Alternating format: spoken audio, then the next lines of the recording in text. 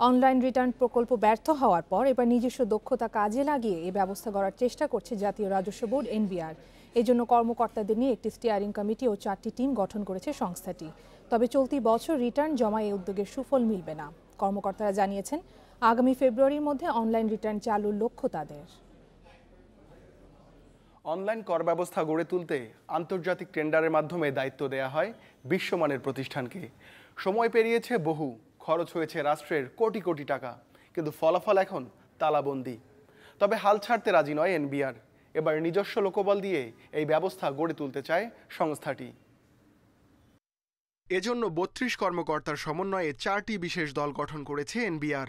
এদের কেউ কাজ করবেন সিস্টেমের নকশা ও উন্নয়নে, কেউ রাজস্ব বোর্ডের অন্য ডিজিটাল ব্যবস্থাগুলোর সঙ্গে অনলাইন রিটার্ন ব্যবস্থার সমন্বয়ে।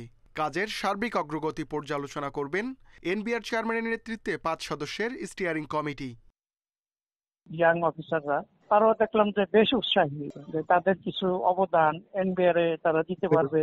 এই জন্য ওদেরও একটা ভালো সাপোর্ট আছে।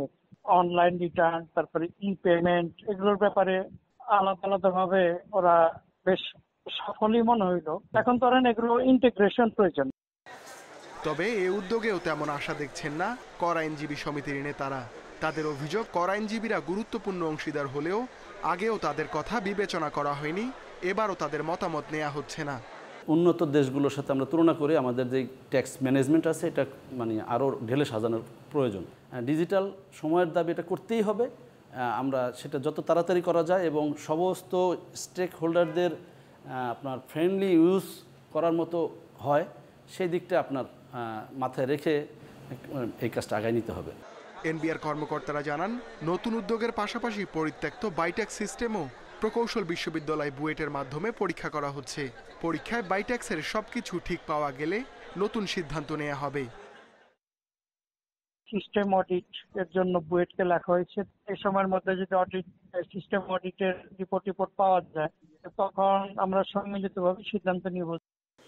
এর আগে ভিয়েতনামের প্রতিষ্ঠান এফপিটি ইনফরমেশনের মাধ্যমে অনলাইন কর ব্যবস্থা বাইট্যাক্স গড়ে তোলার চেষ্টা করে এনবিআর, কিন্তু নির্ধারিত সময়ে কাজ শেষ না হওয়ায় ব্যর্থ হয় প্রকল্প। বন্ধ হয়ে যায় অনলাইনে রিটার্ন দেওয়ার সুযোগ। Ruhul Amin, independent news, Dhaka.